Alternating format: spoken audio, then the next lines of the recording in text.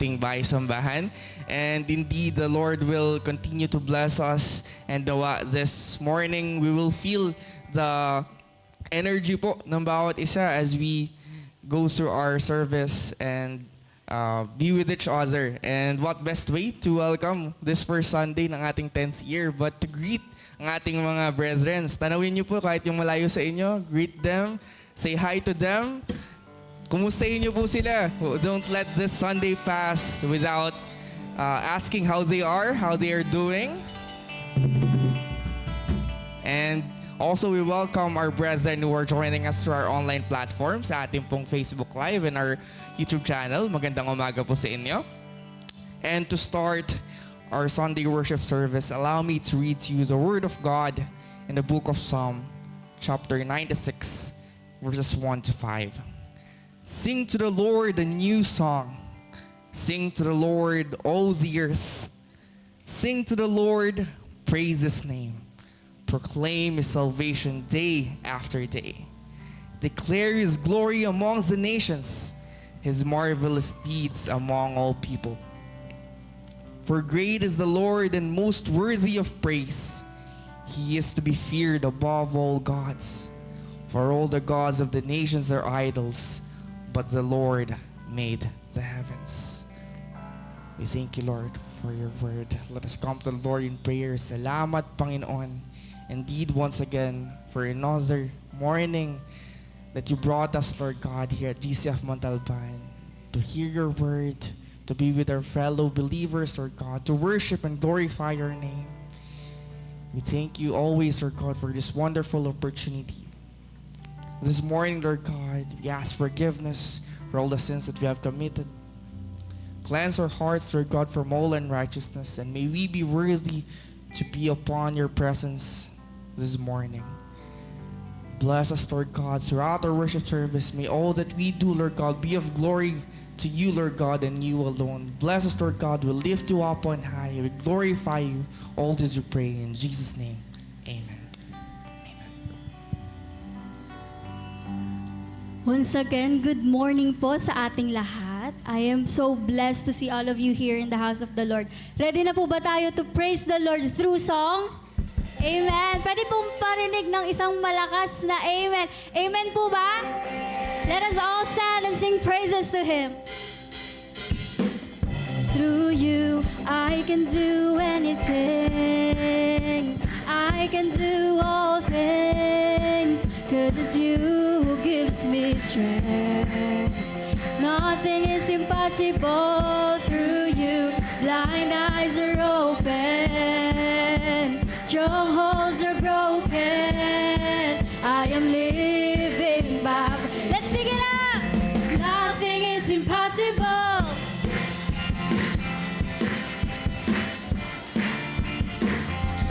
Nothing is impossible. Hey, yeah. Let's sing. I'm not gonna live by what I see. I'm not gonna live by what I feel. Deep down I know that you're here with me. I know that you can do anything.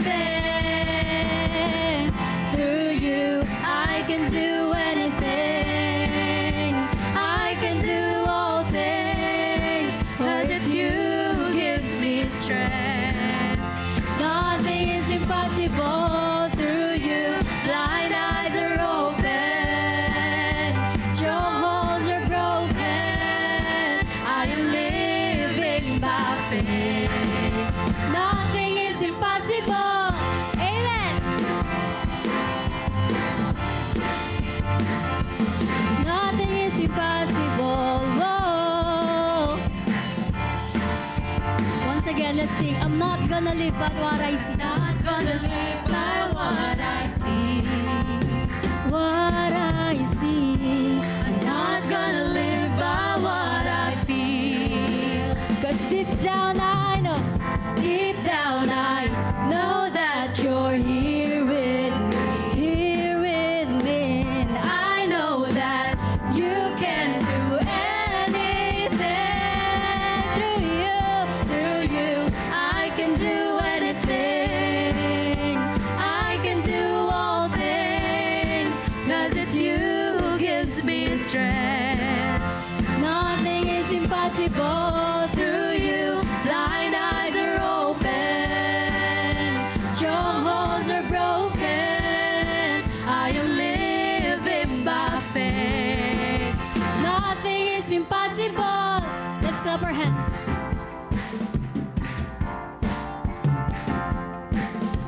nothing is impossible sa ating Panginoon. Tama po?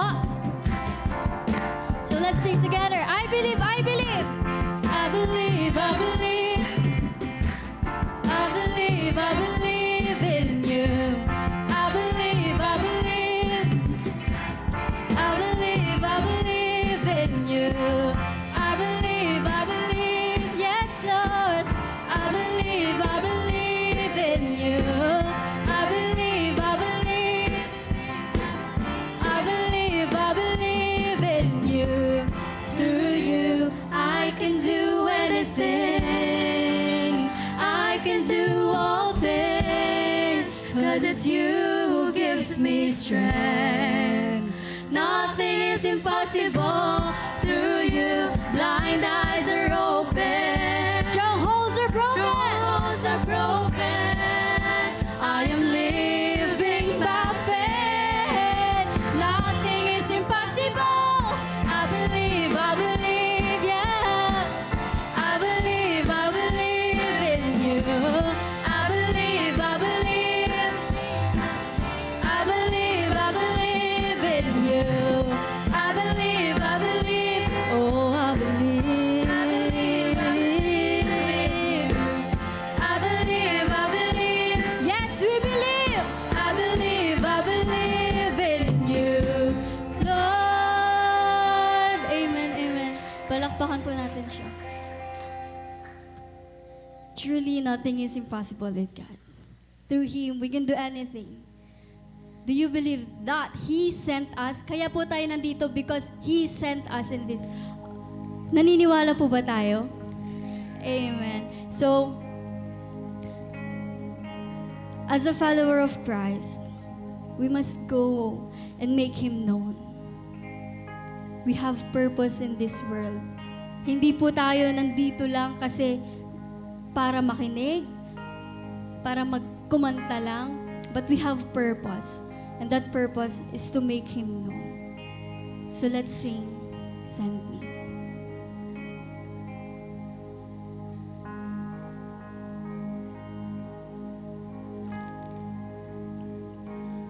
If it's bandaging the broken or washing filthy feet, here I am, Lord, send me. If it's loving one another, even when we don't agree, here I am, Lord, send me.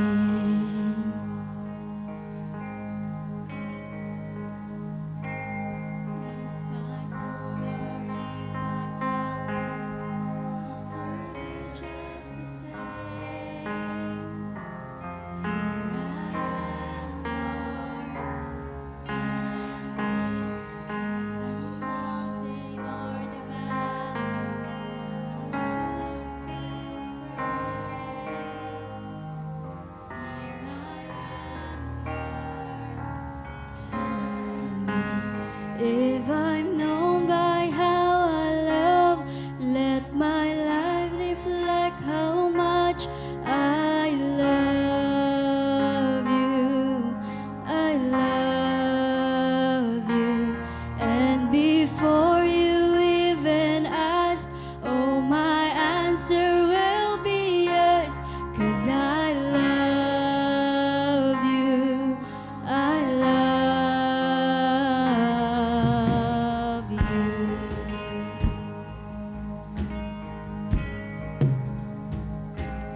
If the truth cuts like an arrow, I will say it anyway. 'Cause here I am, Lord, send me. If it means that they'll reject me, Lord, I will still obey. 'Cause here I am, Lord, send me. If I'm known by how I love, let my life reflect how much I love you. I love you. And before you even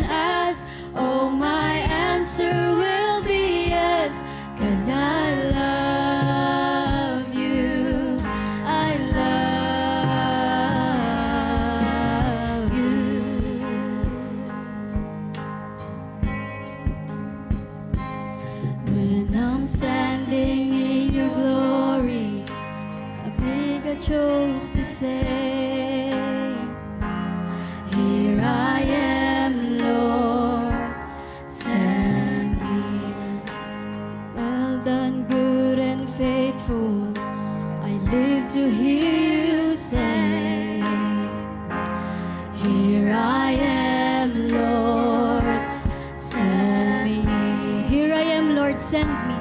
Here I am, Lord. Once again, here I am, Lord, send me. Here I am, Lord, send me. If I'm known by how I love, let my life reflect how much I love you. I love you. And before you even ask, oh, my answer will be yes. 'Cause I love you. I love you. If I'm known by how I love, let my life reflect how much I love you. I love you. And before you even ask, oh, my answer will be yes. 'Cause I love you. Oh, I love you.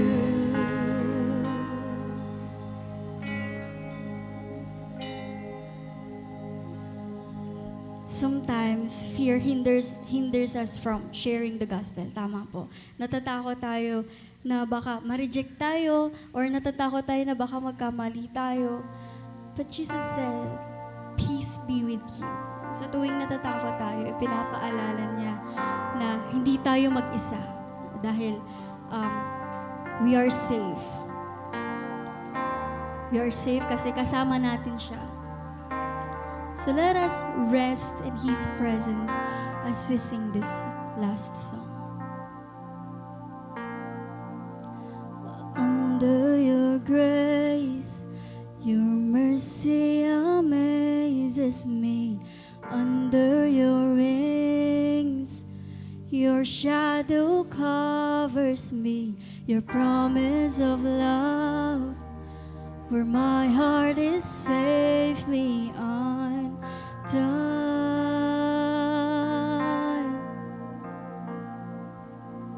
Speak to me, Lord, your servant is listening.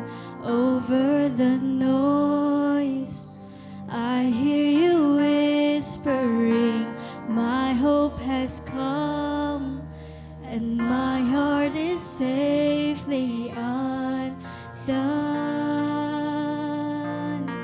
Let's sing together.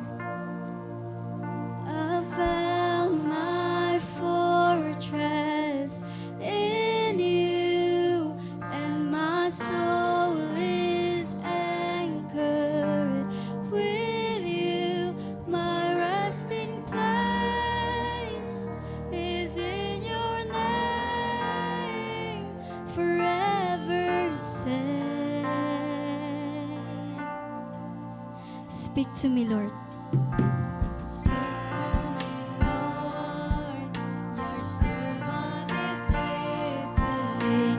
Over the noise, I hear you whispering, my hope has come, and my heart is safely undone.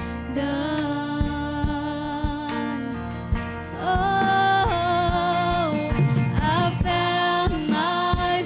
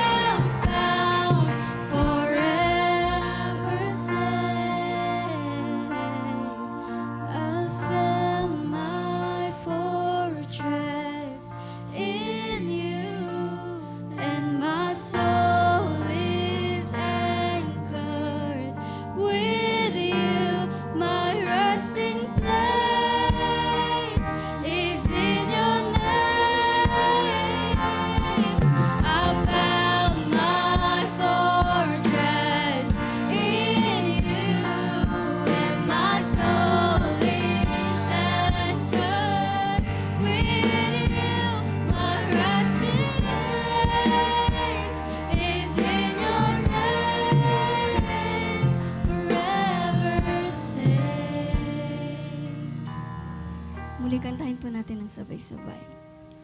I found my fortress in you, and my soul is anchored with you. My resting place is in your name, forever safe. Let's clap our hands to the Lord. Amen.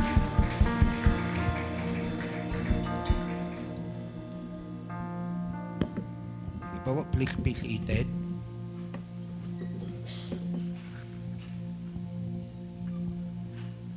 Tayo po lahat ay manalangin at lumapit sa ating Panginoon. Panginoon, the glory is yours. The honor is yours. You are the God alone, and there's no one like you, aming Diyos. Abba Father, truly, nasabi nga ng iyong salita in Isaiah 44, na ikaw lamang, you are the first and the last, and apart from you, there is no God. Lord, we are safe in your presence, Panginoon. Walang kaligtasan sa mundong to apart from you, Panginoon. God, truly, na ikaw lamang ang Diyos na nakakakita ng lahat. Our faithful God, our God who created everything, the God who created the heaven and earth, the Alpha and the Omega, the King of Kings, the Lord of Lords. Kaya naman ngayong umaga na to, aming Ama, kami lumalapit sa inyo na may pagpapakumbaba, na may pagpupuri sa inyong harapan. Panginoon, itinataas namin sa inyong harapan ng aming church na patuloy mong kalingain, patuloy mong yakapin, patuloy mong bigyan ng kalakasan upang maisagawa ang iyong kalooban, Panginoon. Panginoon, gamitin mo ang bawat leaders, members, even our elders and pastor upang magampanan ang iyong ipinagkatiwala sa amin, Panginoon. Panginoon, lagi mong bigyan ng kalakasan ng mga elders namin, bigyan ng wisdom, knowledge, understanding sa pag-aaral ng salita mo upang maging katuwang sila sa pagpapakain ng iyong mga anak, Panginoon. And ganun din, Lord, we pray for our Pastor Arden na lagi mong bigyan ng kalakasan, pagpapala, lagi mong yakapin at ipaalala ang iyong mga pangako sa buhay niya. We pray for wisdom and knowledge, Panginoon, na nanggagaling sa iyo, na maging faithful servant siya sa harapan mo, Panginoon. Ganon din, Panginoon, inaalala din namin ang aming mga kapatiran na may karamdaman ngayong araw, Panginoon, na may kinakaharap na sakit. Lord, tulad ni Sis Lerma, Panginoon, we pray na patuloy na ang kagalingan mo ay matanggap ng aming mga kapatiran. In the name of Jesus Christ, Lord, mula sa iyong kalangitan, reach out your hands, touch them, Panginoon, declare healing to them, Panginoon, sapagkat walang ibang Diyos na pwede magpagaling sa amin maliban sa iyo lamang, Panginoon. Ikaw ang lumikha sa amin, kaya Lord, ikaw rin ang nakakaalam paano kami pagalingin, Panginoon. Maraming salamat, Lord. Ganon din, Panginoon, we stand before our country sa inyong harapan, Panginoon. We, your children, Panginoon, ay nagkakaisa. Idinadalangin ang aming bansang Pilipinas, Lord, na nagmamakaawa sa harapan mo, na nagpapakumbaba, na umiiyak ang aming mga puso, Panginoon, sa mga naririnig naming mga hindi magagandang balita, sa mga bagay na, Lord, na nakakasira, minsan nakakapanghina ng aming pananampalataya. But God, we are here to stand before you for our country. Through our Lord Jesus Christ, Lord, nagmamakaawa kami, heal our land, Panginoon. Panginoon, tignan mo ang mga Pilipino na nagmamakaawa, na umiiyak, Panginoon, sa crime na nangyayari, sa krimen na nangyayari, Panginoon. Nagmamakaawa kami sa inyo, Panginoon. Pagalingin mo ang aming lupain, Panginoon. Muli mong ibalik yan again ang bansang Pilipinas para bumalik sa inyong presensya, Lord. Ipaalala mo that there's one God na Diyos na kayang iligtas ang aming bansa, Panginoon. God, we pray for our government official na sila man din ay magkaroon ng pagkakaisa. Na Lord, magpadala ka ng mga Kristiyano na magpaunawa ng iyong mga salita sapagkat Lord, sa mata namin ito ay imposible pero sa iyo Lord, there's nothing impossible, Panginoon. Sapagkat ikaw ang Diyos. We believe in your sovereignty, Panginoon. We believe that God, ikaw yung Diyos na nangingialam, may pakialam, Panginoon, sa aming bansa. Kaya Lord, pagpalain mo ang buong bansang Pilipinas, ang bawat Pilipino, ang bawat anak mo na namumuhay dito, Panginoon. And we pray for this society, the Muntalban, Panginoon. Ang Muntalban, Lord, na gamitin mo ang aming church na maging liwanag at asin sa mga tao na nandito sa kapaligiran na to, na mabahaginan na ma-share namin ang iyong salita, ang iyong pagpapala, ang iyong kaligtasan, Panginoon. God, maraming salamat dahil may Diyos kami na sandalan namin, may Diyos kami na kung saan safe kami, Panginoon. May Diyos kami na kung saan, Lord, ay laging yumayakap sa amin. Salamat, Lord, sa iyong presensya. Salamat dahil ikaw ang Diyos na totoo, tunay at kailanman ay hindi nagbabago. Kaya naman, Ama, luwalhatiin at sambahin mo ang iyong pangalan sa aming harapan. Salamat po, purihin ka. In Jesus' name we pray. Amen.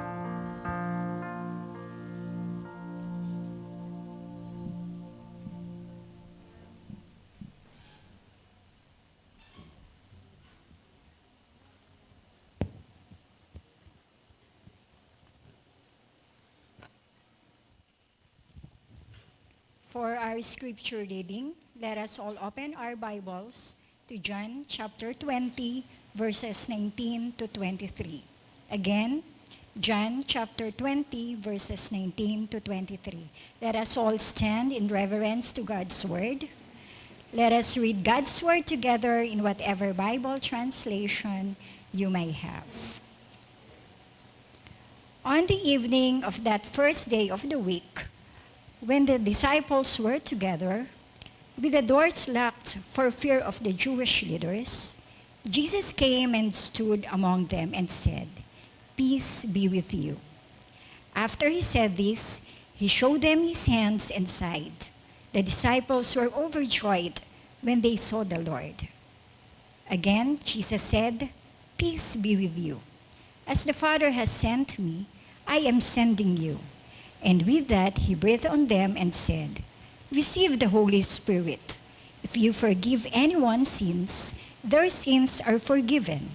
If you do not forgive them, they are not forgiven." May the Lord add blessing to the reading of his word. Please be seated.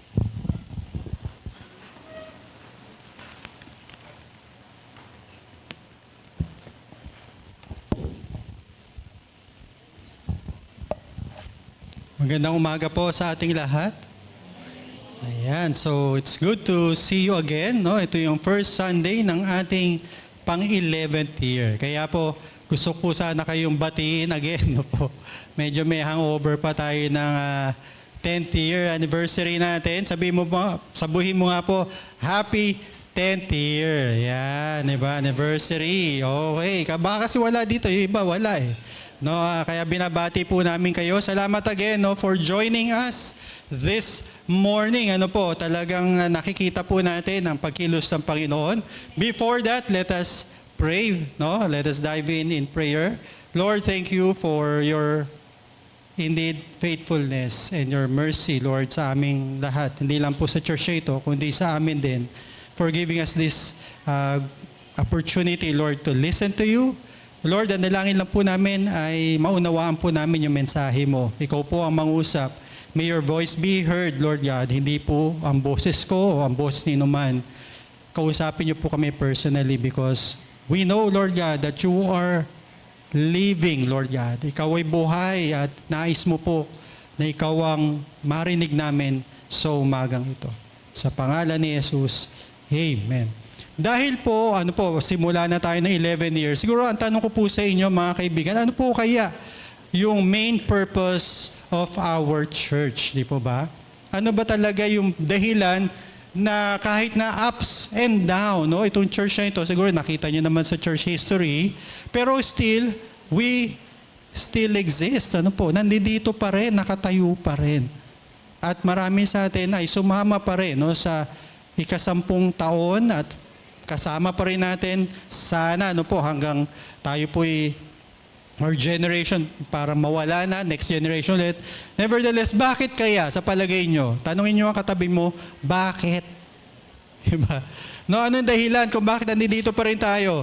Alam nyo po, based sa scripture, no, ito, medyo hindi natin masyado nababasa to para lang i-emphasize yung dahilan. Even si Paul himself talk about this in Ephesians 3, verse 10 to 11, sabi doon, his purpose was that through the church, pansinin niyo po through the church, all the rulers and powers in the heavenly world will now know God's wisdom, which has so many forms. This agrees with the purpose God had since the beginning of time, and He carried out His plan through Christ Jesus our Lord. Kung papansin niyo yung book of Ephesians, it talks about how Jesus made it possible for humanity, no, na magkasundo at talagang maligtas. Ang dami pong mga talata dyan. So ang pinapakita dito, sa pamamagitan daw ng church, ito pong plano ng Diyos from the beginning of time, during the time of Abraham, the time of even when Eve, no, nagkasala, pero nandun pa rin, ano po, yung tinatawag na ebanghelyo, ang mabuting balita, doon pa man ay magkaroon ng kaganapan sa pamagitan niya ni Kristo Jesus. Ito po yung plano ng Diyos, mga kaibigan, paano niya liligtas yung sangkatauhan. And that is through His church. Sa pamamagitan ng kanyang iglesia, ito po yung magkakaroon ng kaganapan. So the mandate of the church, whether dito po sa GCF or even sa local churches, mga kapatid, iyan po ang gusto ng Panginoon. Magamit ang iglesia para lalo pang maraming tao ang maligtas. Nakikinig po ba kayo? Kaya kung tinatanong nyo anong dahilan, bakit nag-exist pa rin yung mga churches kahit na persecuted even in Muslim nations, ano po, hindi pa rin natatapos at lalo pang nag-grow ang church. Why? Because of this mission ng Panginoon sa atin. Amen po ba? Kaya nga natutuwa tayo last Sunday, no mo, jam-pack tayo dito, no? Ang daming tao, almost 200 plus. Ano po? Bakit tayo natutuwa? Hindi dahil sa numbers kundi dahil maraming tao nakarinig at nakasamba sa Panginoon. And that is our mission, mga kapatid. The mission of GCF Montalban is to proclaim God's salvation to everyone we know and everyone God brings into our lives. Sino man yan, katrabaho man yan, kaibigan, relatives man yan, ang nais natin, hindi po nag-stop lang na nakilala mo si Kristo, gusto natin na you will make Him known. Ano po, siya po yung mensahe mo, hindi ikaw. Hindi ikaw ang sikat, kundi si Kristo ang mensahe ng bawat isa sa atin. At iyan din po ang mensahe ni Lord sa mga disciples niya after His resurrection, mga kapatid. Nabasa naman po natin, nagtitipon-tipon sila, yung mga alagad. And all of a sudden, mga kaibigan, nagpakita si Kristo.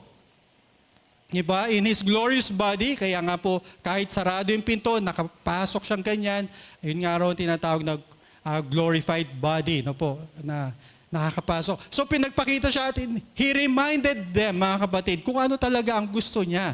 Di po ba, pagka tayo, di ba, no? Kung meron mang huling mga salita tayo, yun po yung pinaka mahalaga di po ba? Amen po ba? Natatandaan ko po yung, ewan ko, narinig nyo na po itong kwento ito, no? Yung mamamatay ng tatay, ano po, tawagin, tinawag lahat kasi naghihingalo na, ano po. Ito, may pagka-negosyante ito, no? Tawagin lahat. Nandito na ba? Sabi, oo, nandito na. Sabi ng nanay, sige, tawagin lahat kasi mamamatay na. Sabi ng tatay na, bakit kayo nandito? Sino tao sa tindahan?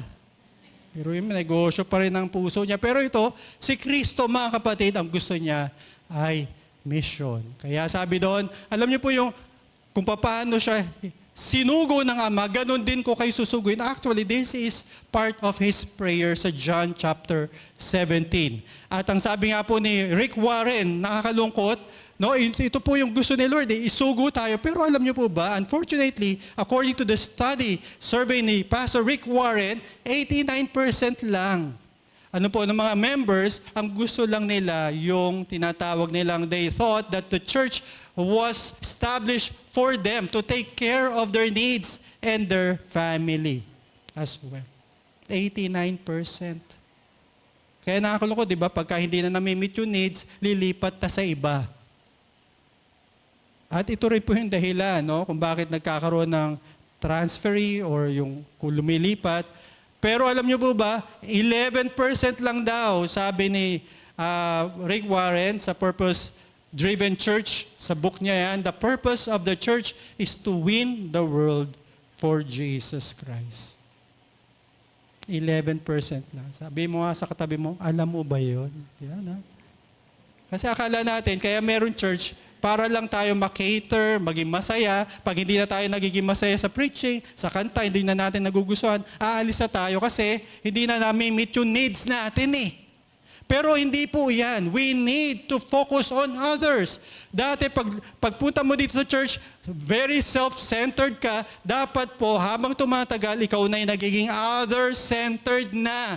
Hindi na parati nakatingin sa sarili mo, kundi yung iba. Paano ko ba maibabahagi si Kristo sa kanila?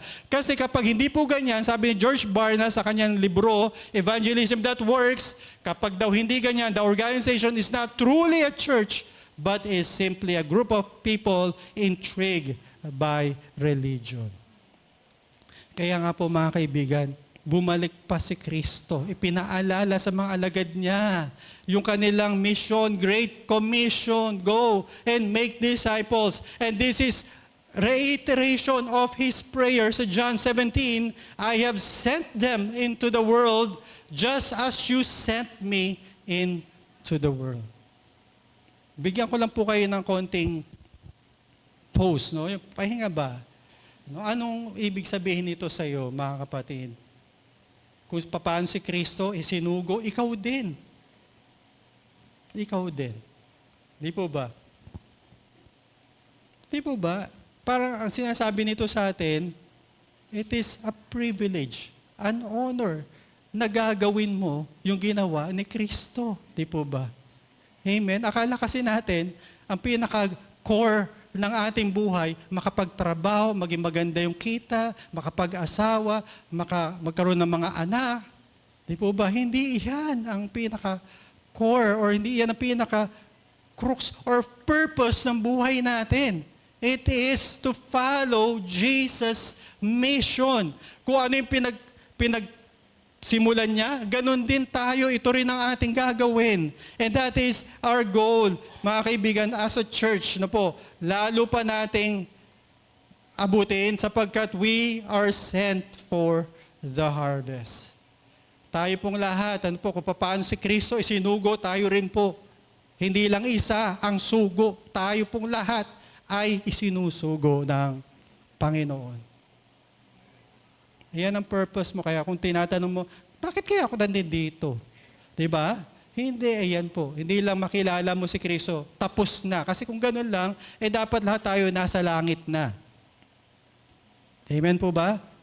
Tapikin mo yung katabi mo kung buhay pa. At buhay pa naman, di po ba? Ibig sabihin, iyan ang pinagagawa sa atin. We are sending, no? Tinatawag natin, from our self-centeredness, tayo po'y pinupunta ni Lord, hindi, tapos na yung pagiging makasarili mo, tingnan mo naman yung iba.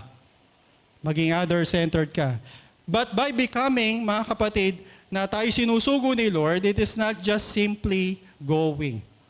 We need to understand 4 R's. No? 4 na R lang ang gusto ko pong ibigay sa inyo para maintindihan natin at maging effective tayo bilang mga sinusugo ng Panginoon.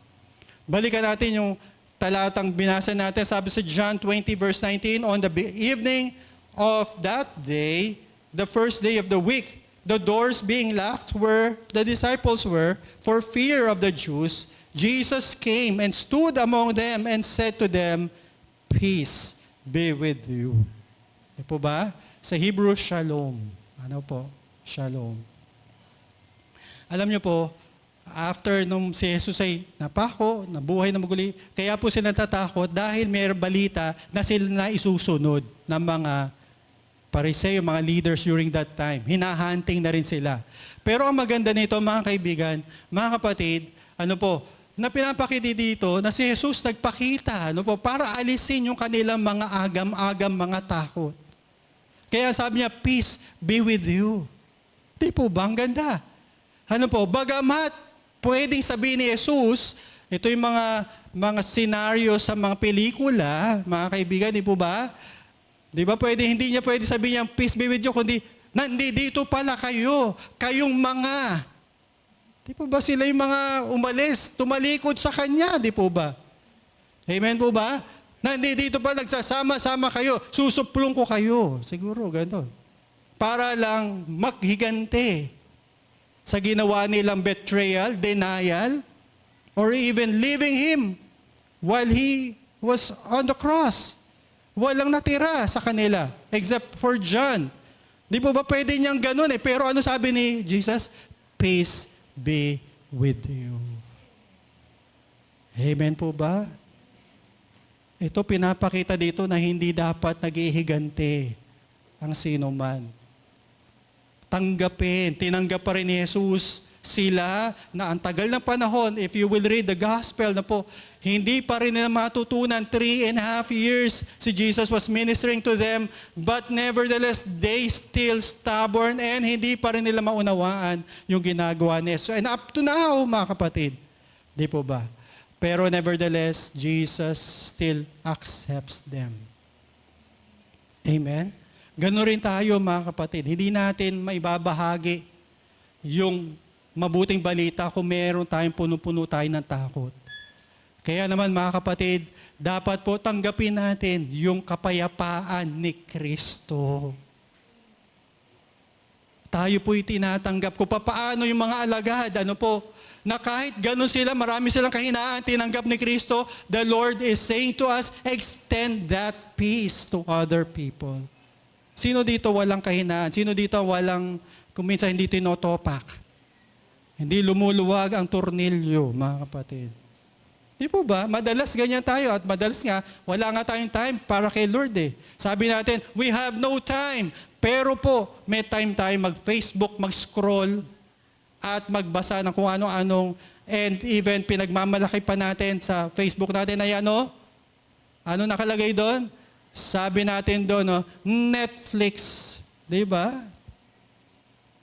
Pero wala tayong time kay Lord. At sinasabi natin dito, mga kapatid, kailangan po tayo ay ganun din, no? Tanggapin natin. At ano po bang kapayapaan yung inaalok sa atin ni Lord? Meron kasing 4 dimensions of peace. Una, peace with God. Hindi mo na kaaway si Lord. Yung tinanggap mo si Kristo, hindi mo na siya kaaway. Ano po? Ang Panginoon. Magkasundo na, magkabati na kayo. Kaya payapa ka. Pangalawa, peace in difficult times. Di po ba? We Christians, mga kapatid, kahit na dumadaan tayo sa matinding pagsubok sa buhay, meron tayong kapayapaan. Hindi, malalagpasan ko to. Nakikinig po ba kayo? At hindi lamang po yun, nagkaroon rin tayo ng pagkakasundo. Peace in our relationships. Naging medyo bumait ka na. Amen po ba? Hindi lang komo tumatanda. Kasi ito observation ko bilang tao. Ano po, habang tumatanda ka, lalo medyo bumabait ka na eh. Hindi ka na palaban, di ba? Yung parang sige, tama na to, give way ko na, pabayaan ko na lang. Mai-stress lang ako, baka mai-stroke pa ako. Di ba ba? Kaya ganyan. At panghuli, peace with the past. Ito yun, no po. There is therefore no condemnation, sabi sa Romans 8, verse 1. Kaibigan, kapatid, tanong ko po sa iyo, sa apat na yan, ano po ang wino-work out nyo pa? Kasi whether we like it or not, kapag nasa iyo si Kristo, natanggap mo yung mabuting balita, dapat meron ka ng peace sa iyong sarili, sa relasyon mo sa tao, at higit sa lahat, sa relasyon mo sa Diyos. At ito ang ino-offer natin sa mga tao. Kasi mga tao ngayon walang kapayapaan. And that is really in the Bible as well. Sa Isaiah, makikita mo, there is no peace. to those who do not know God. Ayan po talaga eh.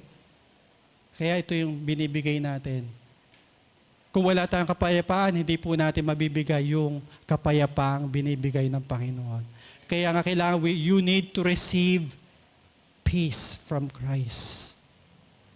Pangalawa po mga kapatid, hindi lang kapayapaan, kundi sabi dito sa verse 21, ano po, sabi dito, Jesus said to them again, "Peace be with you, as the Father has sent me, even so I am sending you." In other words, mga kapatid, we need to respond to Christ's commission. Ibig sabihin, tanggapin na po natin, mga kaibigan, mga kapatid, na meron talaga tayong mission na ipagsabi ang Panginoon.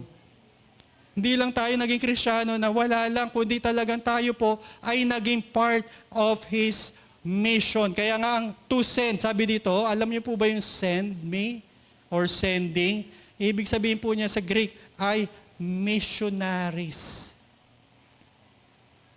Ibig sabihin nun, tayo po yung mga missionaries on our sphere of influence. Saan ka man nandun, ikaw ay inilalagay ni Lord doon para ikaw ay maging daan ng mabuting balita sa iba. Para ipagsabi ang Panginoong Hesukristo. Kaya po, anong implication nito mga kaibigan na ikaw ay sinusugo ng Panginoon? Una, you need to take the initiative. Kaya nga sabi ni Lord, go and make disciple. You need to go where people are. Ibig sabihin, initiative, lagi mong iisipin kung si Lord ba binibigyan ako ng opportunity ngayon na ibabahagi ko yung pananampalataya ko. Laging prepare ka. Amen po ba? Lagi mo isusuot, pagkagising mo at aalis ka ng bahay, bukas, isusuot mo, ako ay misyonaryo ng Panginoon. Yun po, mga kaibigan. No, at we need to open our mouths. Sabi nga, show and tell. Kasi tayo, Pastor, kasi ako naman, ginagawa ko naman, nagiging mabait ako, kind to them, generous to them, pero kailangan din nilang marinig. Di ba? Sabi nga sa Romans 10, yung pinag-aralan na natin, sabi doon na magandang tinatawag dito, yung feet of those who preach the word of God. Sabihin natin, hindi lang show lang, hindi lang demonstration, kundi we need to open our mouths to speak up. Ano po, mga kapatid, kaya nga sinasabi natin, tanggapin natin, ito yung mission natin sa buhay. Hindi lang mapaaral yung pamilya, mapaaral yung kapatid, mapaganda yung buhay, pero ang gusto ng Panginoon, ikaw ay maging boses niya, maging tinig niya. And another thing, mga kapatid, we must be prepared for opposition. Yes, ang katotohanan, hindi lahat gusto yung marinig sasabihin mo. Kaya nga sabi ni Jesus, di ba, pinangunahan na niya, kung ako nga, pinersecute, inusig, pinako pa nga sa krus. Ganon din kayo. Kaya kailangan po natin talagang tanggapin na mayroong mga tao hindi tatanggap ng sasabihin natin. Pero ang mahalaga, ginawa mo ang iyong part. Amen po ba? Huwag na natin yung mga ilang taon na lumipas na hindi mo nagawa ito. Mga kaibigan, ngayon na. Ito yung start mo. Na sinasabi ng Panginoon, mga kapatid, that you have a mission. At ito nga po yung tinatawag na sabihin natin yung mabuting balita ni Kristo. Meron pong si Hudson Taylor, si Hudson Taylor, sa missionary ito, at kaka-mission niya, nagkaroon siya ng isang missionary parang team, organization na tumatanggap ng mission na pinapadala sa ibang mga bansa. At isang beses, meron pong isang teacher po, na isa lang yung paa, pumunta sa kanya. Sabi niya gano'n, putol na yung isang paa mo, magme-mission ka pa. Alam mo, sabi, kasi po meron ako mga nakikita, 2 paa ayaw mag-mission. Kaya po, alam niyo po, tinanggap po ni Hudson Taylor. Amen po ba? Buo pa po ba paa natin, mga kapatid? Amen? Wag na po natin intayin. Alam niyo po, ako sa tagal ko na rin po sa ministry, ano po, kung kailan pilay na, tsaka gusto maglingkod. Totoo po yan.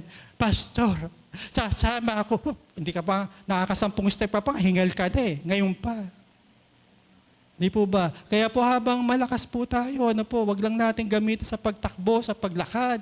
Yung kalakasan natin, gamitin po natin yan. Saan? Sa ating responsibility kay Lord. We are called by God to share His goodness and His faithfulness sa ibang tao, yung mga kilala natin, mga kapatid.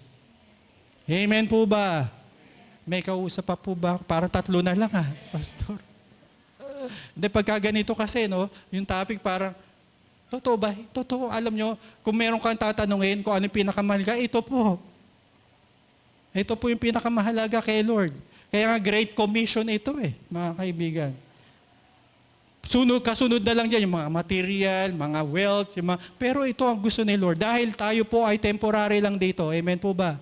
At ang gusto niya, yung maiiwanan mo, magkakaroon rin ng pananampalataya na nagmumula sa iyo para siya, pag kinuha ni Lord, meron siya talang pupuntahang langit. Magkikita-kita kayo. Gusto niyo po ba nagkakawayan kayo dyan sa sign na,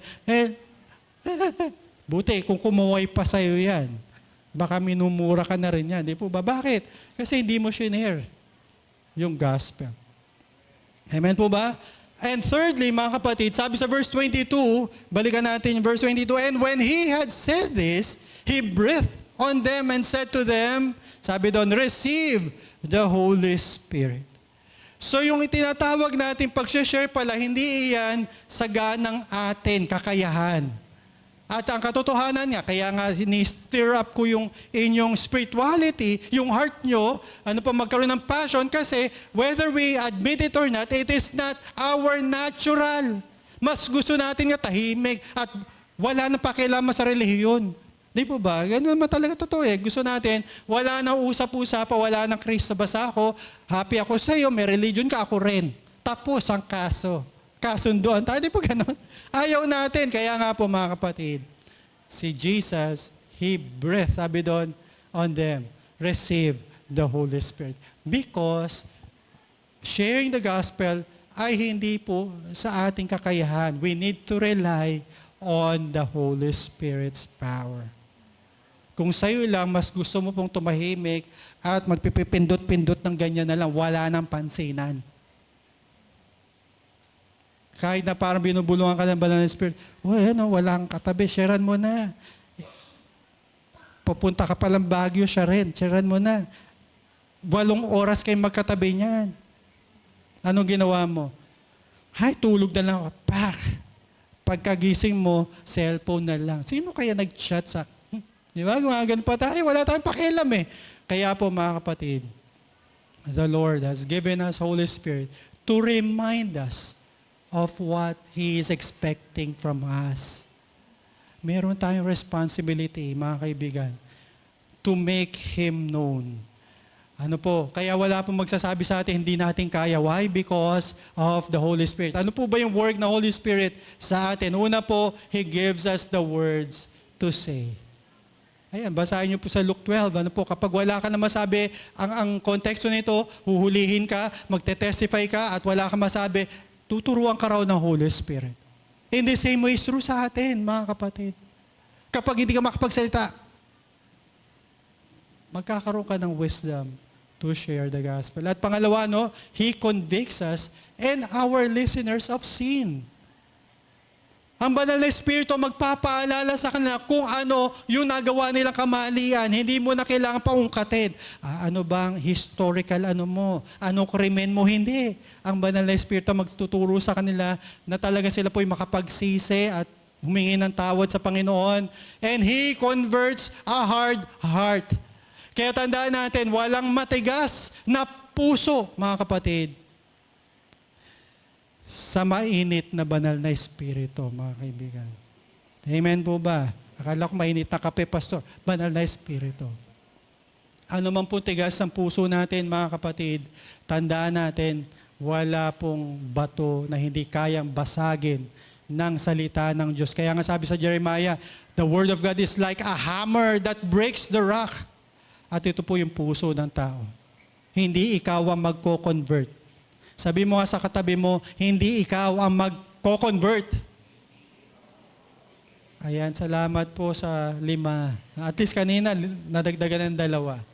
Okay, at ano pa? He sustains us in the difficult times. Ayan po ang ginagawa ng Holy Spirit sa atin. Kaya po pala, ano man ang nangyari sa iglesyang ito, mga kapatid, ups and down and down and ups. Ano man yan, parang roller coaster ride, si Lord, God the Spirit. Mga kaibigan, siya yung nag-ayos ng church. Tuloy-tuloy, kahit tayo mawala na dito, tuloy-tuloy pa rin yan. If it is the Lord who established it. And lastly, mga kapatid, He will, sabi doon, He will enable us to do what we need to do. Di po ba? Yan nga sinabi ni Pablo, di ba? Yung ayaw kong gawin, yun ang ginagawa ko. Romans 7 yan eh. Ayan yung testimony ni Paul na ano, gusto kong bumait pero di ko magawa. Ayan yun. Doon talaga kinuha yun. Romans 7.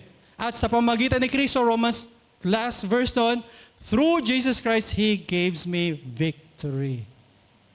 Amen po ba? Kaya po kahit na anong gawin ng taong bumait, kapag wala ang banal na Espiritu sa kanya, hindi po yan mangyayari, mga kapatid. They need to hear the gospel that will bring salvation to them, at kapag naligtas sila, magkakaroon po sila ng banal na Espiritu. When you receive Christ, ito po yung automatically, simultaneously, you receive the gift of the Holy Spirit. Amen po ba? And lastly, mga kapatid, tuloy natin verse 23, sabi dito, sa verse 23, if you forgive the sins of anyone, they are forgiven. If you withhold forgiveness from anyone, it is withheld. Ito po yung parati naririnig natin to support the sacrament of confession ng Roman Catholicism. Ano po, na kapag nagpatawad ka, patatawarin. Kaya po yung mga pare, sabi, ano po, yung mga priest, sila lang daw ang pwedeng magpatawad. Di po ba, naranasan nyo po bang pumunta sa confession? Naranasan nyo na? Di po ba, ano sasabihin sa'yo, ito, medyo venial lang yung kasalanan mo, so ito na lang. Di ba, mayroon kasing 2 klaseng kasalanan, di ba? Venial and, ano yung isa? Ayun, di ba? 3 yan eh. Natatanda ko nung nagsimula pa lang ako, 3 yan eh. Hindi lang venial, kundi meron pang, yung isa nga, at meron pang cardinal. Ano po, yun talaga yun, nung 80s, natatanda ko yan. Pero mga kapatid, hindi po ito. There's no indication na itong perpetual authority after the apostles ay ibinigay sa iilan lang. Di po ba? Hindi naman sinabi diyan, kundi ang kausap nga niya dito, mga alagad eh. Di po ba?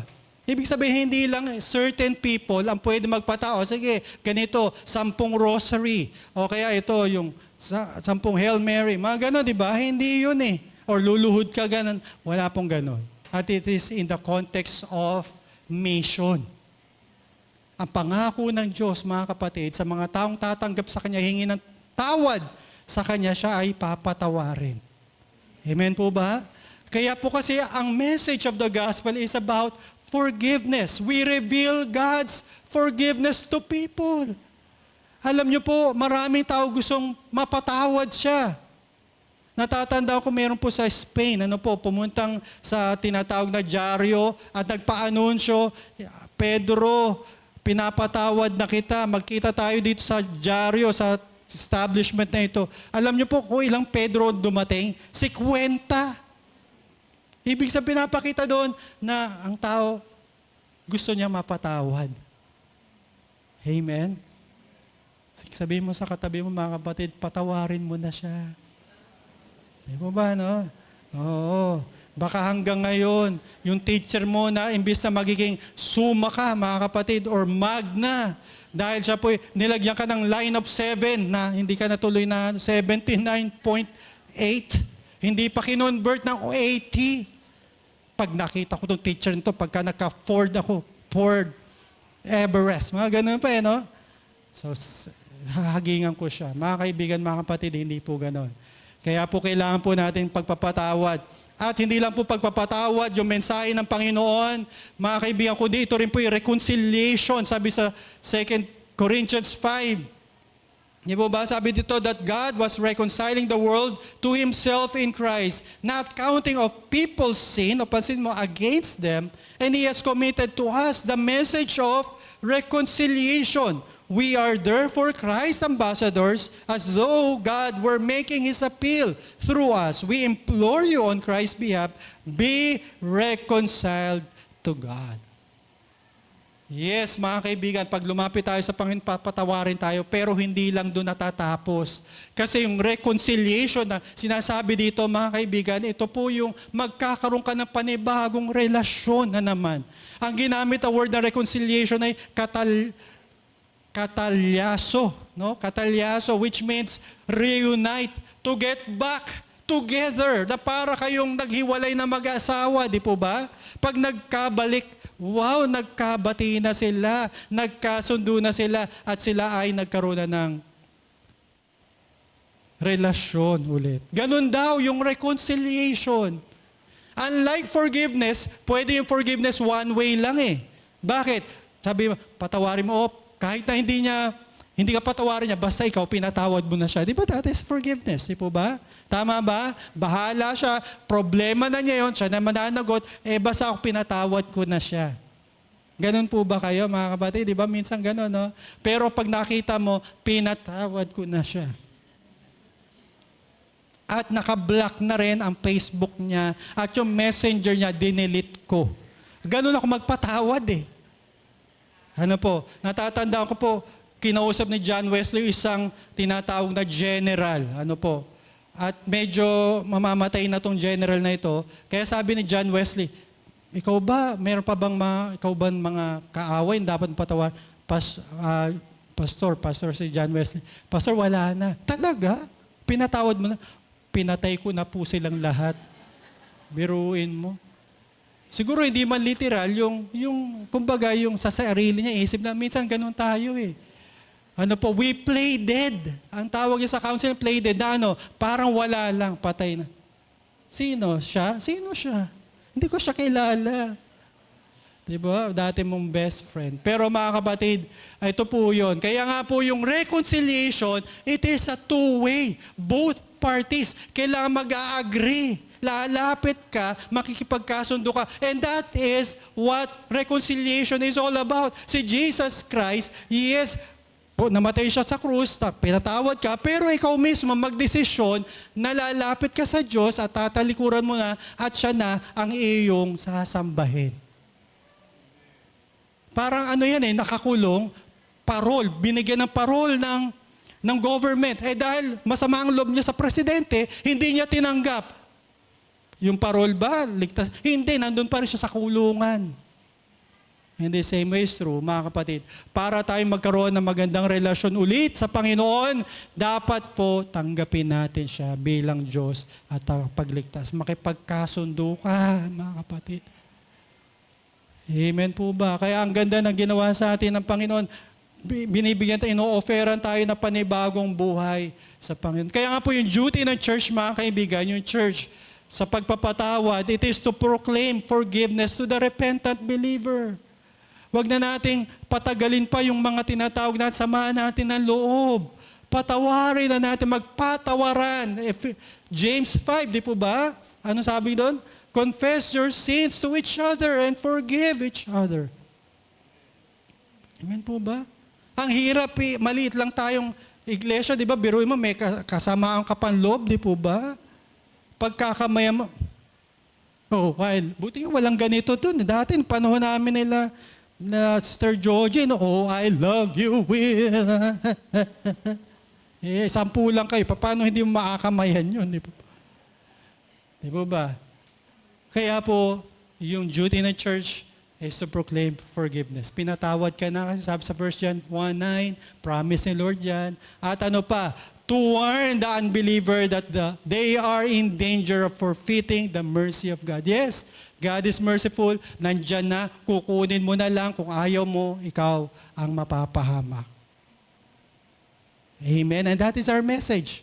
And po, when we share the gospel, we are giving them option whether they decide to be on God's side or to be away from God or from enemy of God. Kayong makapagkasundo, hindi ibig sabihin kasama ka mo pa rin si Lord, kaaway ka ng Diyos. That is, wala pong gitna, walang neutral dito mga kapatid. Kaya po mga kaibigan, mga kapatid, anong sinasabi lang natin dito? I-embrace natin mga kaibigan, yung calling natin. Hindi lamang po yan sa pastor lang yan, sa elder, sa church. Hindi, bawat isa sa atin. The Lord is expecting us to share yung kabutihan ni Lord. Hindi naman yung, pastor kasi hindi ko pa alam talaga yung kung gusto niyo malaman, nandiyan po, may evangelism team tayo. No, pwede kayong turuan ng mga one verse or methods of evangelism. Pero for now, mga kapatid, kung ano yung ginawa sa iyo ng Diyos, sabihin mo. Amen? And let us embrace our calling that we are sent for the harvest. You need to receive Christ's peace. Baka wala pa po kayong kapayapaan, mga kaibigan. At you need to respond to Christ's commission. Rely on the Holy Spirit's power. Hindi ko kaya to. Yes, kaya nga may Holy Spirit. It is not your work. It is God's work. And lastly, para po malaman nila that they are forgiven. Pinatawad na sila. Hindi pa sila humihingi ng kapatawaran. Meron ng forgiveness na available sa kanila. All they have to do is to ask at kunin yung gift ng forgiveness. Amen po ba mga kapatid? Kaya dahil dyan mga kaibigan, sana po, sa mga darating na linggo, mga kaibigan, huwag tayong mahiya.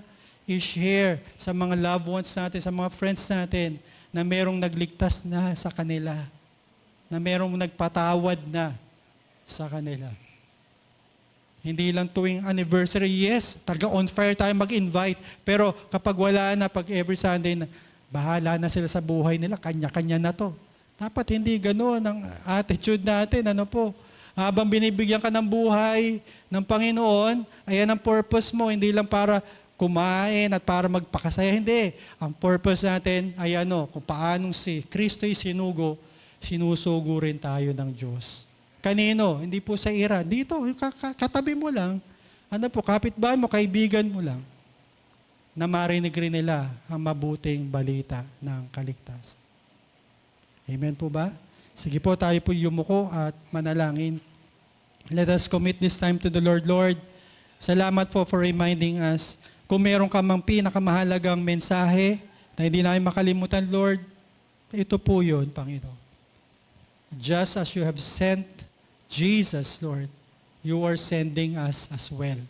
Tulungan mo kami, Panginoon, na magawa namin ito at maging attitude, maging habit na po namin.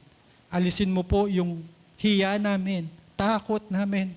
Kundi, Lord, give us always an opportunity, every day, each day, Lord God, na maibahagi namin yung kabutihan mo sa bawat isa sa amin.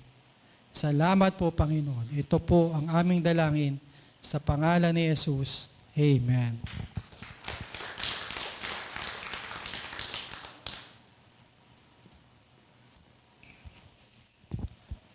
Thank you, Pastor Eden, for the message. And now let us prepare ourselves as we worship God through our giving. God is pleased when we give with a grateful and thankful heart. He loves cheerful and hilarious giving. We give because He first gave His Son as evidence of His great love toward us. We give because we love Him. So just before we sing our offering song and pray for our offering, we would like to request everyone to please make use of our offering envelopes na binigay po sa atin ng ating mga ushers. And use the space labeled as tithes. This is intended for our general fund. And after giving your tithes, you can also give your offerings for our various ministries as the Lord leads you to do so. This is over and above your tithes for the Lord. If you need any of these envelopes or any assistance, just like pencils or pens to use, you can raise your hands and our ushers would gladly assist you. And also, you can opt to send your offerings and tithes through online banking. The details of which are being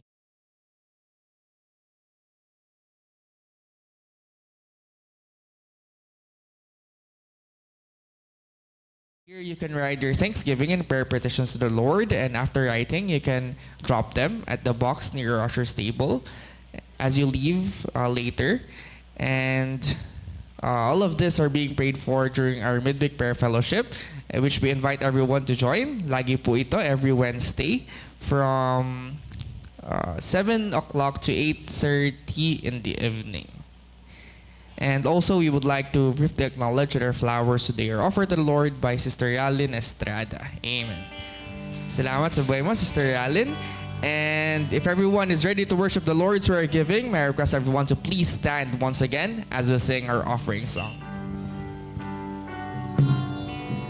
We praise you, Father God, for you alone are worthy. Your goodness and your blessings always overflow.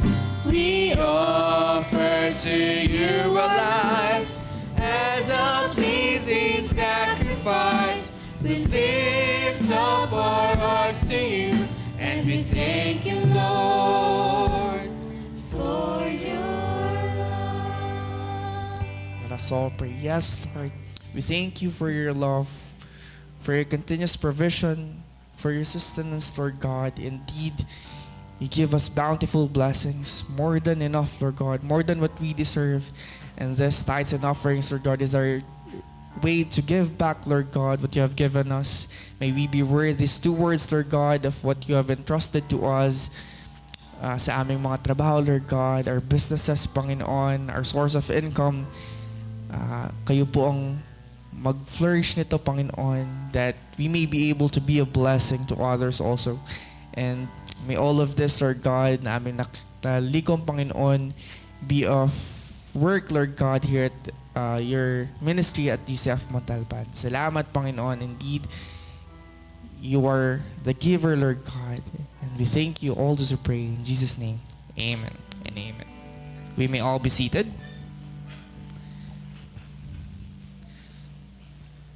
And now, for our announcement, of course, ano po nangyari last week? We are able to celebrate our 10th year anniversary.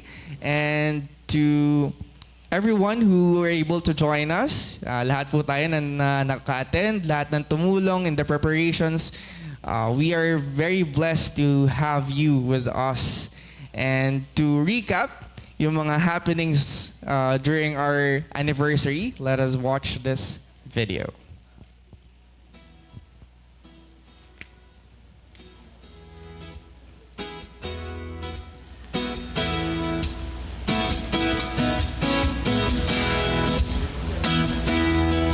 After listening to your testimonies, after listening to your journey as a church, parang gusto ko na umuwi. Okay na. Closing prayer na lang tayo. Kasi punong-puno na ng kwento ng pagpapala ng Panginoon at ang kanyang biyaya. And I've seen God's grace poured upon this church. Yun naman po talaga ang pinakamahalaga, no? The grace of God displayed in each of our life journey.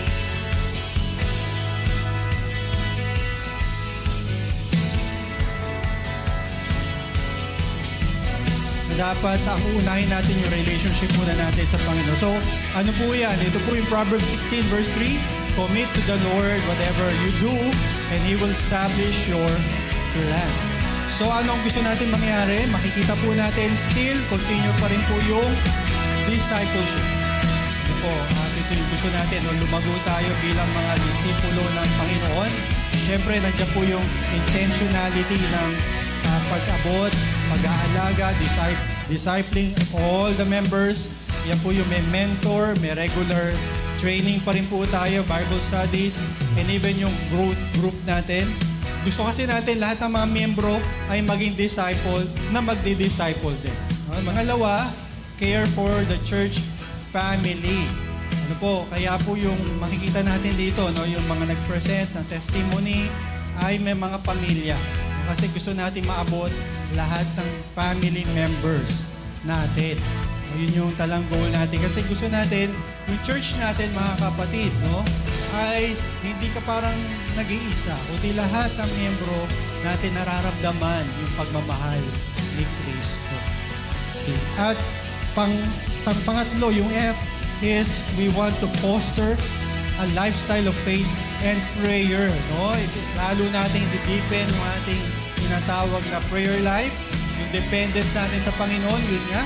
Ano po, na talagang magkakaroon tayo ng mga prayer gathering, quarterly, at para lalo po natin i-prioritize yung ating tinatawag na pananampalataya through prayer. At gusto rin natin kasi yung church natin na maging praying church, na lahat ng desisyon ay idadaan muna sa panalangin. Lastly, mga kapatid, yun po, no, nais natin na mag-multiply because naniniwala tayo, yan nga yung heartbeat ni Lord. Yan yung Great Commission, to go and make disciples. Ano po? Gusto nga natin maabot ang lahat ng barangay, nawa meron po tayong ma-establish na Bible studies or group. Lahat ng barangay dito po sa Montalban. Ang gusto lang ni Lord ay maging part tayo. We are partnering with God of Missions. So kaya ang goal natin ay we will be faithfully reaching the lost and make disciples who make disciples. So, yun po yung ating tinatahak. No? Yun po yung trajectory natin for the coming years. Ay ano lang po, grow in Christ through discipleship. We will care for one another as God's family, and we will foster a life of prayer and faith. And lastly, we will multiply disciples through evangelism and mission.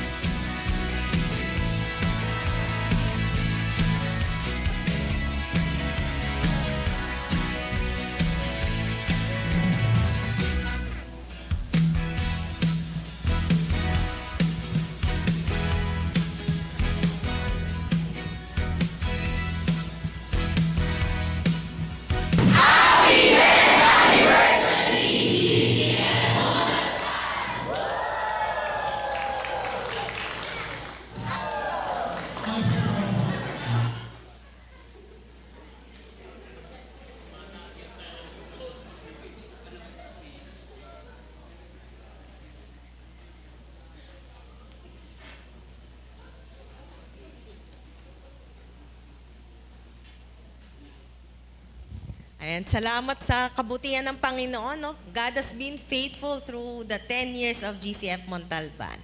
And as we go back to our regular routine, pinapaalala lang po ng Children's Ministry na meron po tayong pinapatupad na centralized attendance and ID system. So, lahat po ng mga magulang, inaanyayahan po kayo na iparegister nyo yung anak nyo every Sunday between 8:30 a.m. to 9:30 a.m. So, pag naparegister nyo po yung mga anak nyo, meron po silang, magkakaroon po sila ng ID, tapos yung parents po bibigyan po ng claim stub. So, reminder din po sa parents, wag nyo pong iwala yung claim stub kasi hindi nyo maiuwi yung anak nyo.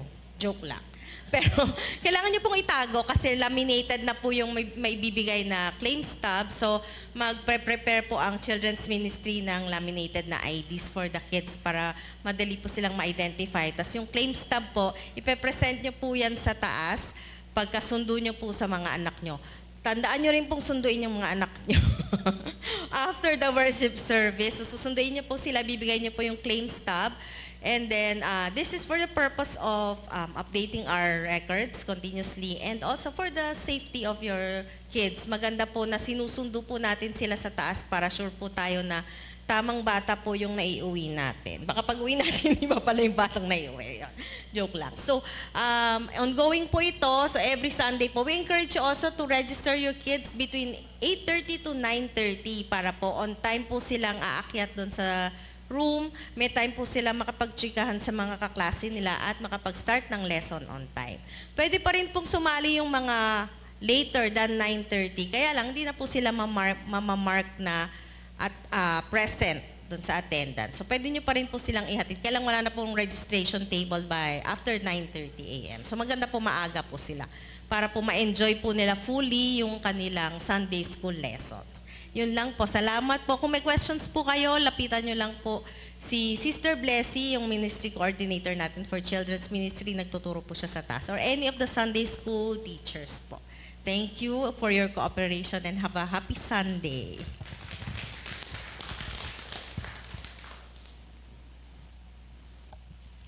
Thank you, Sister Karil. And at this time, we would always want to recognize any first-time guests, first-time visitors that we may have in our midst. Meron po bang first-time attenders, second time, or third time, but you're not yet welcome sa ating welcome center? Meron po ba?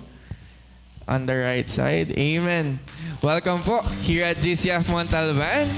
And later po after service, we would like to invite you sa ating welcome center after service so that we can get to know you more and we could pray for you. And of course, sa lahat po sa atin, tayo po lahat ay tumayo. Let us shake our visitors' hands and each other's hands as we sing our welcome song.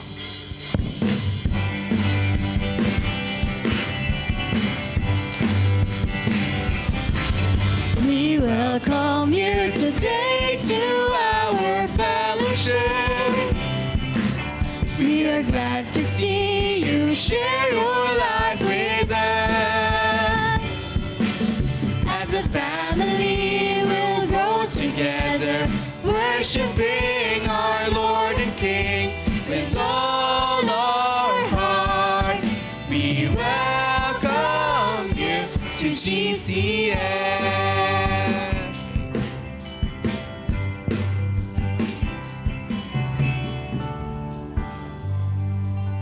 Again, welcome sa mga visitors and guests po natin at sa ating nakasama sa Facebook Live at maging sa YouTube.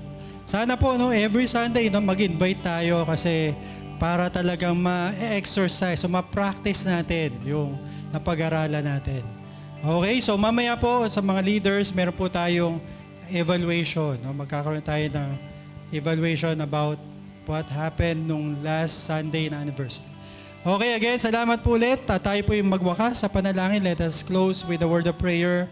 Father in heaven, we thank you, Lord, sa iyong presensya, tunay, Panginoon, na wala pong lumapit sa iyo, na hindi mo pinagpala, Lord. Salamat po sa mga naka-in-store for us, good things, blessed things, Lord God, sa mga darating na araw ng aming buhay, ngayong linggong ito. Thank you, Lord God. Ngayon pa lamang po, Panginoon, we are excited, Lord, to obey you sa iyong mga sinabi sa amin sa araw na ito. Marami pong salamat, Panginoon, sa aming mga naging guest, Lord. Continue to bless them. Magpakilala ka nga po sa isang personal at biblical na pamamaraan. Sa amin po na narito, Lord, alam niyo po ang aming mga puso, mga pinagdaraanan. Lord, we entrust everything to you. Ito may tungkol sa relasyon, sa trabaho, negosyo, sa family. Lord, ano man po ito, Panginoon, naniniwala kami, napakabuti mong Diyos, wala kang inisip o iniisip sa aming makasasama sa bawat isa sa amin. Kaya po, Panginoon, we just entrust and we will just believe in you, Lord God, your good heart and even your power, Lord, sa bawat isa sa amin. Kaya po, Ama, salamat po, Panginoon, sa iyong magandang gagawin sa bawat isa, sa bawat pamilya po namin. Marami pong salamat, O Diyos. Muli, Panginoon, patuloy ka naming sasambahin at pupurihin. The Lord bless you and keep you. The Lord make His face shine upon you and be gracious to you. The Lord may lift up His countenance on you and give you peace. In Jesus' name we pray. Amen. Amen. Amen. Before we part ways po, for now, let us once again sing Nothing is Impossible. Through you, I can do anything. I can do all things. 'Cause it's you who gives me strength. Nothing is impossible through you. Blind eyes are open. Strongholds are broken. I am living by faith. Nothing is impossible.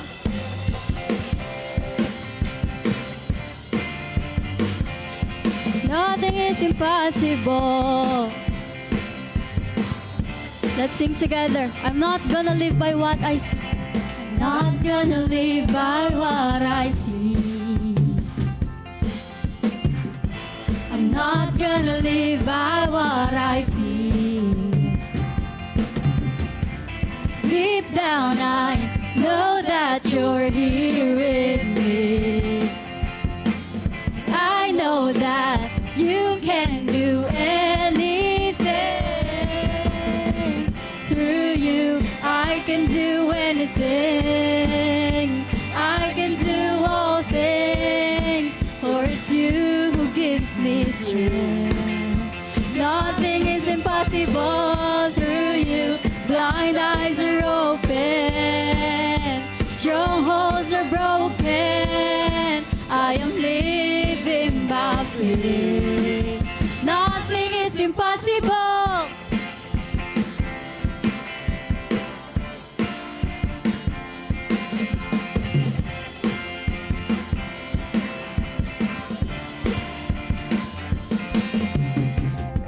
I'm not gonna live by what I see. I'm not gonna live by what I feel. 'Cause deep down I know, deep down I know that you're here with me, here with me. And I know that you can do anything through you. I can do anything. I can do all things. For it's you who gives me strength. Nothing is impossible through you. Blind eyes are open. Strongholds are broken. I am living by faith. Nothing is impossible. I believe, I believe. I believe, I believe in you. I believe, I believe. I believe, I believe in you. I believe, I believe. I believe, I believe in you. I believe, I believe. I believe, I believe in you. Through you, I can do anything. I can do all things. 'Cause it's you who gives me strength. Nothing is impossible through you. Blind eyes are open. Strongholds are broken. I am living by faith. Nothing is impossible. I believe, I believe. I believe, I believe in you. I believe, I believe. Yes, Lord. I believe in you. I believe, I believe. Oh, I believe. I believe, I believe. I believe.